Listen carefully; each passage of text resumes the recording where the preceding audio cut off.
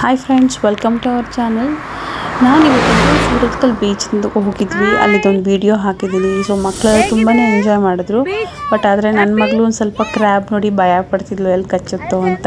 But we all are very enjoyed, very nice. ಯಾಕಂದರೆ ಜನನೇ ಇರಲಿಲ್ಲ ಅವತ್ತು ಯಾರೂ. ಮತ್ತು ನಮಗೆ ಆರಾಮಾಗಿ ಫ್ರೀ ಆಗಿತ್ತು. ಪ್ಲಸ್ ಇನ್ನೊಂದು ವೆದರ್ ಸಹ ಸಖತ್ತಾಗಿತ್ತು. ತುಂಬಾ ಕ್ಲೌಡಿ ಆಗಿತ್ತು, ಬಟ್ ಮಳೆ ಬಂದು ನಿಂತಿತ್ತು ಆಗ್ತಾನೆ. ನೀವು ಮೋಡ ನೋಡಿದ್ರೆ ನಿಮಗೆ ಗೊತ್ತಾಗುತ್ತೆ ಯಾವ ರೀತಿ ಇದೆ ಅಂತ. ಅಲ್ಲಿ ಲೈಕ್ ತುಂಬಾ ಚೆನ್ನಾಗಿತ್ತು, ಆರಾಮಾಗಿತ್ತು. ಆ ಕಡೆ ಲೆಫ್ಟ್ ಸೈಡ್ ತಿರುಗಿದ್ರೆ ಲೈಟ್ ಹೌಸ್ ಸಿಗುತ್ತೆ ಅಲ್ಲಿ. ಸೊ ಲೈಟ್ ಹೌಸ್ ಬಗ್ಗೆ ನಿಮ್ಗೆಲ್ರಿಗೂ ಗೊತ್ತೇ ಇರುತ್ತೆ. ಸೊ ನನಗಂತೂ, ನನಗೆ, ನನ್ನ ಮಗಳಿಗೆ, ಅಮ್ಮನಿಗೆ ಎಲ್ರಿಗೂ ಬೀಚ್ ನೋಡಬೇಕು ಅಂತ ತುಂಬ ಆಸೆ ಇತ್ತು. ಎಸ್ಪೆಷಲಿ ನನಗೆ, ನನ್ನ ಮಗನಿಗೆ ತುಂಬಾ ಕ್ರೇಜ್ ಇತ್ತು. ಬಟ್ ಇವಳು ತುಂಬಾ ಹೆದರ್ಕೋತಾಳೆ ಅಂತ ನಾನು ಎಕ್ಸ್ಪೆಕ್ಟೇ ಮಾಡಿರಲಿಲ್ಲ. ಚಿಕ್ಕ ವಯಸ್ಸಲ್ಲಿ ಇದ್ದಾಗ ಕರ್ಕೊಂಡೋಗಿದ್ದಾಗ ಆರಾಮಾಗಿ ಆಟ ಆಡಿದ್ಲು. ಬಟ್ ಇವಾಗ ತುಂಬ ಭಯ ಪಡ್ತಾಳೆ. ಯಾಕೆ ಅಂತ ನನಗೆ ಗೊತ್ತಾಗಲಿಲ್ಲ. ಬಟ್ ಅವನಿಗಂತೂ ಭಯನೇ ಇಲ್ಲ. ನೋಡ್ಬೋದು ನೀವು, ಸುಮ್ಮನೆ ಹೋಗ್ತಿದ್ದಾನೆ. ಅವನಿಗೆ ಭಯ ಇಲ್ದಿದ್ರು, ಬಟ್ ನಮಗೆ ಭಯ ಆಗ್ತಿತ್ತು ಅವನು ಹೋಗೋದು ನೋಡಿ. ಅಲ್ಲಿ ನೋಡಿ ಲೈಟ್ ಹೌಸ್ ಕಾಣಿಸ್ತಾ ಇದೆ. ಮತ್ತು ವೇವ್ಸ್ ಮಾತ್ರ ಸ್ಟಾರ್ಟಿಂಗಲ್ಲೇ ತುಂಬ ಜಾಸ್ತಿ ಇತ್ತದು. ತುಂಬಾ ಚೆನ್ನಾಗಿತ್ತು ಅಂತಲೂ ಹೇಳ್ಬೋದು. ಒಂಥರ ಎಕ್ಸ್ಪೀರಿಯೆನ್ಸು. ಯಾಕಂದರೆ ತುಂಬ ಬಿಸಿಲಿದ್ದಾಗ ಸೆಕೆ ಆಗುತ್ತೆ. ಬಟ್ ಹೇಗಿತ್ತು ಅಂದರೆ ದೂರ ಹೋಗ್ತಾ ಆಮೇಲೆ ತುಂಬಾ ಫಾಗ್ ಥರ ಸ್ಟಾರ್ಟ್ ಆಗೋಯ್ತು. ತುಂಬ ಅಲೆಗಳು ಬೀಚ್ಗೆ, ಸೌಂಡ್ಗೆ ಮತ್ತು ಕ್ಲೈಮೇಟ್ ಎಫೆಕ್ಟ್ಗೆ ಸಿಕ್ಕಾಪಟ್ಟೆ. ನಾವು ಸ್ವಲ್ಪ ಮುಂದೆ ದೂರ ಹೋದರೆ ದೂರದಲ್ಲಿ ಏನಿದೆ ಆ ಕಡೆ ಬೀಚ್ ಹತ್ರ ಯಾರು ಬರ್ತಿದ್ದಾರೆ ಅಂತಲೇ ಕಾಣಿಸ್ತಾ ಇರಲಿಲ್ಲ. ಆ ಥರ ವೆದರ್ ಆಗೋಕ್ಕೆ ಸ್ಟಾರ್ಟ್ ಆಗೋಯಿತು. ಫಸ್ಟ್ ಟೈಮ್ ನಾನು ಆ ಥರ ಎಕ್ಸ್ಪೀರಿಯೆನ್ಸ್ ಮಾಡಿದ್ದು ಬೀಚ್ ಹತ್ರ, ಅಂದರೆ ಈ ವೆದರಲ್ಲಿ. ಸೊ ನೀವು ಈ ವಿಡಿಯೋ ನೋಡ್ಕೊಂಡ್ಬನ್ನಿ, ಏನು ಅನ್ನಿಸ್ತು ಅಂತ ಕಮೆಂಟ್ ಮಾಡಿ.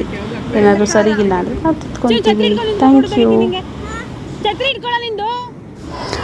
ಅಮ್ಮನ ಕೈಲಿದ್ದಿದ್ದು ನೋಡಿದ್ರಿ ಅಲ್ವಾ, ಅದು ಬೆಳ್ಕಾರ ಅಂತ ಹೇಳ್ತಾರಂತೆ. ಹಾಗೆಯೇ ಅದನ್ನು ಈ ಅಕ್ವೇರಿಯಂ ಎಲ್ಲ ಕ್ಲೀನ್ ಮಾಡೋದಕ್ಕೆ ಯೂಸ್ ಮಾಡೋದಕ್ಕೆ ಸೋಪ್ ಹಾಕಿ ಕೊಡ್ತಾರೆ ಅದನ್ನು. ಸೊ ಈ ಥರ ಎಲ್ಲ ಕ್ಲೈಮೇಟ್ ತುಂಬ ಸಖತ್ತಾಗಿತ್ತು. ನಾವು ಸಹ ಚೆನ್ನಾಗಿ ಎಂಜಾಯ್ ಮಾಡಿದ್ವಿ. ಬಟ್ ನಮಗಂತೂ ಇಲ್ಲ ಅಂತ ಒಂದು 1/2 hour ಅಂತ ಹೋಗಿದ್ದು. ಯಾಕಂದರೆ ಮಳೆ ಬರ್ತಿದೆ ಅಲ್ಲ, ಅದಕ್ಕೋಸ್ಕರ. ಆಮೇಲಿಂದ ಒಂದು 2.5 hours ಸ್ಪೆಂಡ್ ಮಾಡಿದ್ವಿ ಅನಿಸುತ್ತೆ, ತುಂಬ ಚೆನ್ನಾಗಿ. ಅದಾದಮೇಲೆ ಅಲ್ಲೇ ಚುರ್ಮುರಿ ಎಲ್ಲ ಇತ್ತು. ಚುರ್ಮುರಿ ಎಲ್ಲ ತಿಂದ್ಕೊಂಡು ಎಂಜಾಯ್ ಮಾಡಿಕೊಂಡು, ಫೋಟೋಸ್ ತೊಗೊಂಡು, ವೀಡಿಯೋಸ್ ಮಾಡಿಕೊಂಡು ಎಲ್ಲ ಸಖತ್ತಾಗಿ ಮಜಾ ಮಾಡಿದ್ವಿ.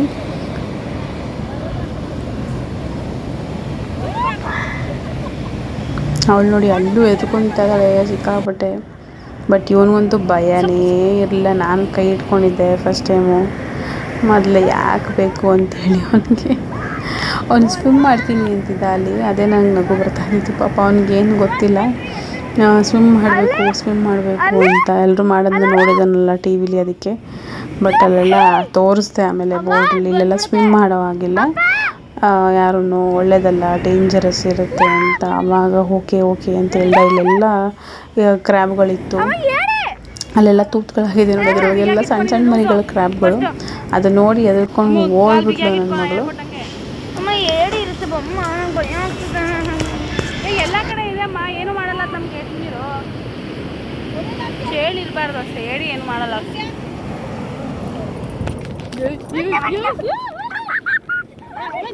ನೀನು ಏನಾಗ ಎದ್ಕೊತೀಯ? ನಾ ಹೇಳ್ಕೊಟ್ಟಂಗೆ ಕಾಲು ಬಿಗಿ ಮಾಡವ ನೋಡು. ಅಮ್ಮ ಹೇಳ್ಕೊಟ್ಟಂಗೆ ಕಾಲು ಬಿಗಿ ಮಾಡವನೆ. ಬೆಳ್ಗಳು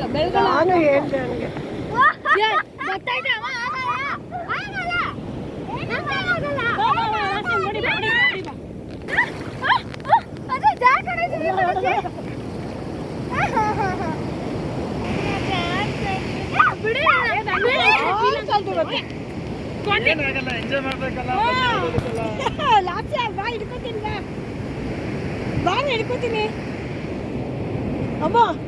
ಅಮ್ಮ ನಿನ್ನ ಹೆಸರು ಬರೀ, ಒಂದು ಕಡ್ಡಿ ತಗೊಂಡು ಬರೀ.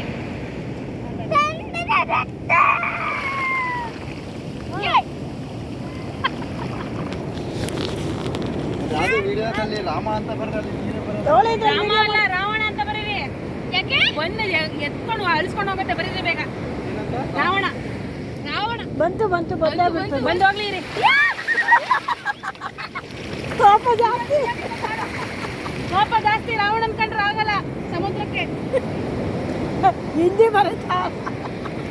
ಬಂತು ಮಮ್ಮಿ, ನೀನು ಬಿಗಿಯಾಗಿ ಇಟ್ಕೋ. ರಾವಣ ಅಂತ ಹಿಂದಿಲಿ ಬರೀತಾ ಅಲ್ಲಿ.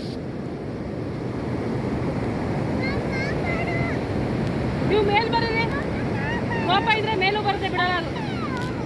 ಹಾ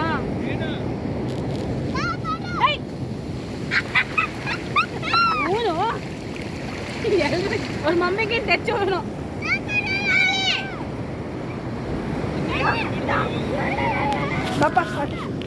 ಬನ್ರಿ ಫೋಟೋ ಹೊಡ್ಕೊಳ್ಳ ಅಂತ ಎಲ್ಲೋಗಿದ್ದೀರಾ? ಹುಡಿಕೊಂಡು ತಗೋಬರಕ್ಕೆ ಏಯ್ ಬನ್ರು ಯಾಕ್ರ ಹೋದ್ರಿ?